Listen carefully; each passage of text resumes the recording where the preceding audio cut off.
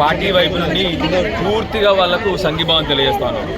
ఆ రోజు 1500 జీతం ఉన్న జీతాన్ని కేసీఆర్ గారు వచ్చిన తర్వాత గొప్ప మానవీయ కోణంతో ఆశా వర్కర్లు పడే కష్టాన్ని చూసి కేసీఆర్ గారు ఆనాడు వాళ్ళ జీతాన్ని 1500 నుంచి 9750 చేసినారు. ఈ ప్రభుత్వం కేసీఆర్ గారు 9700 ఇచ్చినారని చెప్పి ఆ రోజు అర్రాజు పాడి మేము 18,000 ఇస్తాము, 100 రోజుల్లోనే నేను రాగానే 100 రోజుల్లోనే 18,000 ఇస్తా అని చెప్పి రేవంత్ రెడ్డి గారు ఈ మహిళలందరికీ వాగ్దానం చేశారు. నిజానికి ఎంత భావదరిద్రం అంటే ముఖ్యమంత్రి రేవంత్ రెడ్డి గారికి కనీసం ఈ ఆశా వర్కర్లు చేసే పని కూడా తెలియదని, ఆశా వర్కర్లు ఏం పని చేస్తారో అని కూడా ఆయనకు తెలియదు. వాళ్ళు పడే కష్టాలు, ఇంటింటికి పోయి జ్వర సర్వేలు కానీ, గర్భిణులు చూసుకోవడం కానీ, వ్యాక్సినేషన్లు కానీ, ఎట్లాంటి వెట్టి చాకరి ఉన్నా కూడా ఆఖరికి బియ్యంలో జాబ్ కూడా వాళ్ళే చేస్తూ ఉన్నారు. ఇవాళ ఇంటింటికి తిరిగి వాళ్ళు చేస్తున్న కష్టం వర్ణించలేటువంటిది. అలాంటి కష్టాలు పడుతూ ఉంటే మహిళలకి 33 నెలలు అయిపోయింది. ఇప్పుడు ముఖ్యమంత్రి రేవంత్ రెడ్డి గారు ముఖ్యమంత్రి 100 రోజుల్లో చేస్తా అన్నది 1000 రోజులు అవస్థ ఉంది. ఇంకో వారం అయితే 1000 రోజులు అవస్థ ఉంది. కనీసం రూపాయి జీతం పెంచలేదు. కనీసం అన్నిటికంటే బాధ ఏంటంటే ఇప్పటికీ వాళ్ళని ఎప్పుడు అడిగినా కూడా వాళ్ళని అరెస్ట్ చేయడం, తీసుకుపోయి జైలులో కూర్చోబెట్టడము, మహిళలన్న కనీస గౌరవం లేకుండా, మహిళలన్న కనీస మానవీయ కోణం లేకుండా వాళ్ళని పెట్టిన కష్టాలు ముఖ్యమంత్రి గారు వాళ్ళకి జీతాలు పెంచడు ఎరకలే కదా, కానీ వాళ్ళని మాత్రం రోజు పొద్దున్నే కష్టపడతా ఉన్నారు. అందుకొరకే చెప్పేది, ఇట్లాంటి ముఖ్యమంత్రి ఉంటే మా ఊర్లలో మాట్లాడుతూ ఉన్నారు. ఇవాళ మా కాన్స్టిట్యున్సీ గ్రామీణ ప్రాంతంగా అక్కడ మాట్లాడుతూ ఉన్నారు. సత్య హరిశ్చంద్రుడు ఎప్పుడూ అబద్ధం చెప్పలే, రేవంత్ రెడ్డి ఇప్పటివరకు ఒక నిజం చెప్పలే. ఆ పరిస్థితిలో ఉంది వాళ్ళ రాష్ట్రం. కనీసం ఇప్పటికన్నా ముఖ్యమంత్రి రేవంత్ రెడ్డి గారిని కోరుతా ఉన్నా, వాళ్ళ బాధలు ఏందో కనుక్కోండి, కనీసం వాళ్ళు చేసే పనిని కనుక్కోండి. ఉత్తుత్త సినిమా డైలాగులు కొట్టి 9750 కేసీఆర్ ఇస్తే 18,000 ఇస్తాను సినిమా డైలాగులు కొట్టడం కాదు. వాళ్ళు చేసే పని ఏందో తెలుస్తే మీకు 100కు 100% మీరు వెంటనే వాళ్ళ జీతాలు పెంచుతారు. దయచేసి మీతో రిక్వెస్ట్ ఏంటంటే ముఖ్యమంత్రి గారిని ఆశా వర్కర్ని పిలవండి, కూర్చోబెట్టి మాట్లాడండి. వాళ్ళు మా తెలంగాణ మహిళలు, హాస్పిటళ్లకు ఊర్లకు ఉన్న వారధి వాళ్ళే. ఇవాళ ప్రతి ఒక్క గర్భిణీ స్త్రీకి పోవాల్సింది వాళ్ళే, వ్యాక్సినేషన్ గురించి పోవాల్సింది వాళ్ళే, ఎన్సీడీ డిసీజెస్ గురించి పోవాల్సింది వాళ్ళే. దయచేసి రాష్ట్ర పరిస్థితి ఏముందో కూడా మీకు చెప్పగలుగుతారు వాళ్ళు. రాష్ట్ర ఆరోగ్య పరిస్థితి గురించి వాళ్ళ మీకు చెప్పాలంటే బెస్ట్ ఇన్ఫర్మేషన్ ఇచ్చేది మీకు ఈ ఆశా వర్కర్లే. దయచేసి ఇప్పటికన్నా వాళ్ళని పిలిచి వాళ్ళతో కూర్చొని, ఈ అరెస్టులు మానేసి వాళ్ళని మీ ఆఫీస్లో వాళ్ళతో కూర్చొని వాళ్ళ కష్టాలను తెలుసుకొని కొన్నన్నా నెరవేర్చాల్సిందిగా వాళ్ళని కోరుతా ఉన్నాను ముఖ్యమంత్రి గారిని. దయచేసి ఇప్పటికన్నా నిద్ర లేవండి, వాళ్ళు పడుతున్న బాధల గురించి కనుక్కోండి. రోజు వాళ్ళని మీరు పెడుతున్న అవస్థ, వాళ్ళని పెడుతున్న గోస చాలా బాధాకరంగా ఉంది. దయచేసి ముఖ్యమంత్రి గారిని ఇప్పటికైనా కోరుతా ఉన్నాను. 1000 రోజులైంది, ఇప్పటికన్నా మీ ఆలోచన మార్చుకొని వాళ్ళకి సహాయం చేయాల్సింది కోరుతా ఉన్నాను. సమస్యలను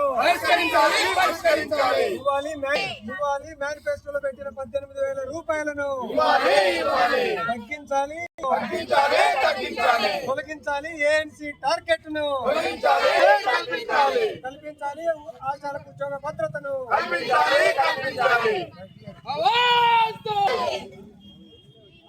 ఆశాల పట్ల ప్రభుత్వం వైఖరి, ఆశాల పట్ల ప్రభుత్వం వైఖరి.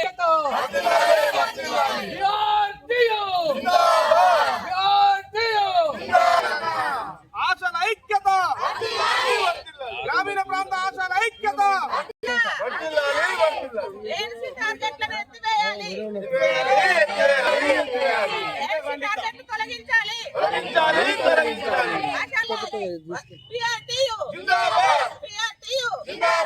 ఆశాల ఐక్యత.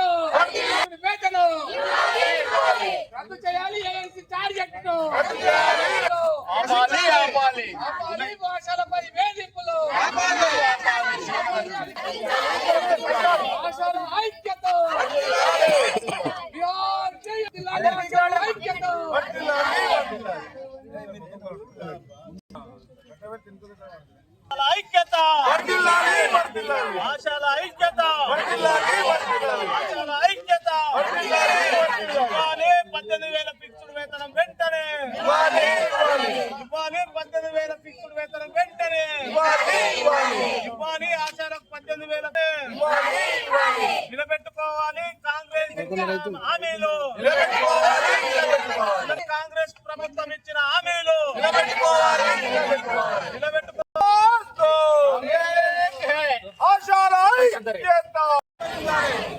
గుర్తులాలి ఆశా కార్యకర్తల ఐక్యత గుర్తులాలి ఆశా కార్యకర్తల ఐక్యత నువ్వు ఆగు, డిస్టర్బ్ చేయకు.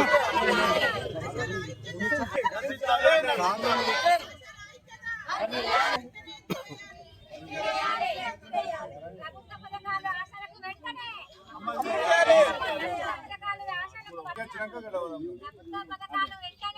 అమలు చేయాలి అమలు చేయాలి ఆశలకు వర్తించాలి. ప్రభుత్వ పథకాలు ఆశాలకు అమలు చేయాలి ప్రభుత్వ పథకాలు ఆశాలకు పథకాలు ఆశాలకు కార్యకర్తలకు వెంటనే ప్రభుత్వ పథకాలు ఆశా కార్యకర్తలకు వెంటనే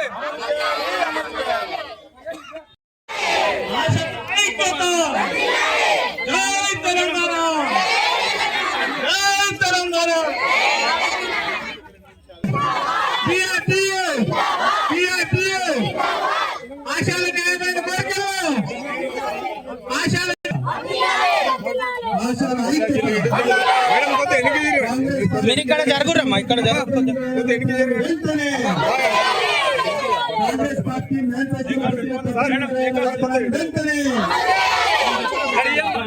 అసాధ్యమైన ఏఎంసీ టార్గెట్ ను వెంటనే, అసాధ్యమైన టార్గెట్ ను వెంటనే, అసాధ్యమైన టార్గెట్ ను వెంటనే వెంటనే చెల్లించాలి 18,000 వేతనాన్ని వెంటనే వచ్చిన